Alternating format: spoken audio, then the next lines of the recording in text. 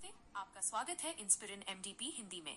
यहाँ हम शोर शराबे से दूर जिंदगी की गहराई और खुद को बेहतर बनाने की बात करते हैं। अगर आप भी सुकून के साथ आगे बढ़ना चाहते हैं तो आप सही जगह पर हैं। एकता, चापलूसी का अंत और एक सच्चे सलाहकार के महत्व पर आधारित है। ये हमें सिखाती है कि एक राजा या राजनेता उतना ही सफल होता है जितना ईमानदार उसका सबसे करीबी सलाहकार होता है। शीर्षक: बैंगन की सब्जी और मंत्री का हाँ। अध्याय 1, राजा की पसंद। एक प्रतापी राजा था जिसका एक बहुत ही चतुर मंत्री था। राजा का स्वभाव थोड़ा चंचल था। वो जिस चीज की तारीफ करता चाहता था कि पूरा दरबार उसकी वाहवाही करे।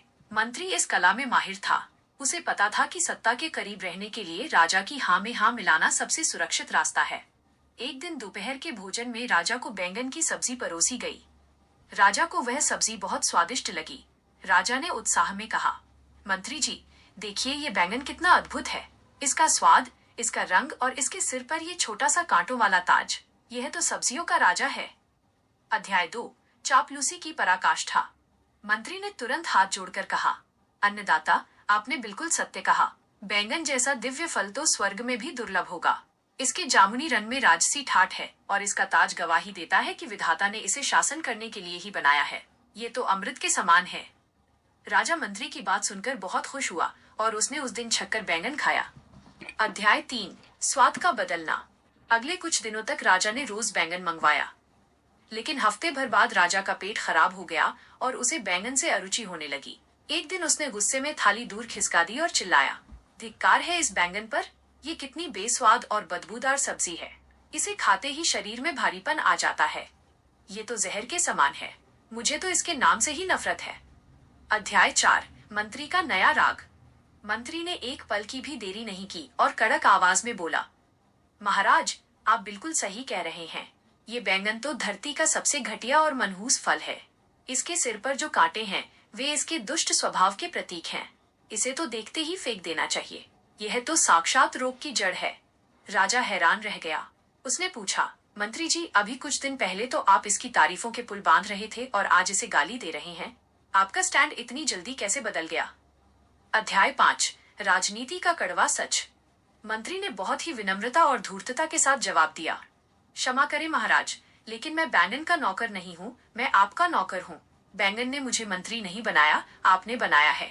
अगर आप बैंगन को राजा कहेंगे तो वो मेरे लिए भी राजा है, और अगर आप उसे जहर कहेंगे तो वो मेरे लिए महाजहर है। राजनीति में सच वो नहीं होता जो दिखता है, सच वो होता है जो सत्ता को पसंद आता है। राजा को उस दिन एहसास हुआ कि उसके चारों तरफ केवल परछाइयां हैं, इंसान नहीं।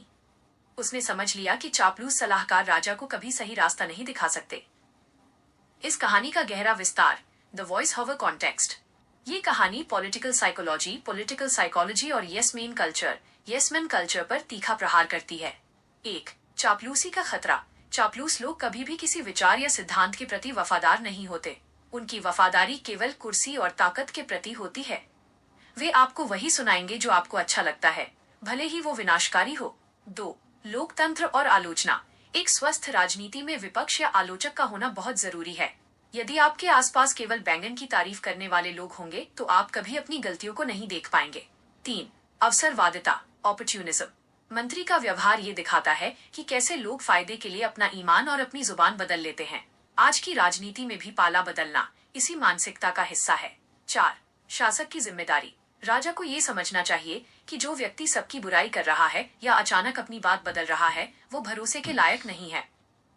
जीवन का सबक, अपने आसपास ऐसे दोस्त और सलाहकार रखिए जो आपकी गलती पर आपको टोकने की हिम्मत रखते हो, न कि वे जो आपकी गलत बात पर भी वाहवाह करें। चापलूसी आपको क्षणिक सुख दे सकती है, लेकिन वो आपको वास्तविकता से काट देती है। याद रखिए, जो व्यक्ति आज आपकी हर गलत बात का समर्थन कर रहा है वो कल आपके पतन पर सबसे पहले ताली बजाएगा। एक कड़वा बोलने वाला ईमानदार मित्र 1000 मीठा बोलने वाले चापलूसों से बेहतर है। क्या आपको भी कभी ऐसे मंत्री जैसे व्यवहार वाले लोगों का सामना करना पड़ा है?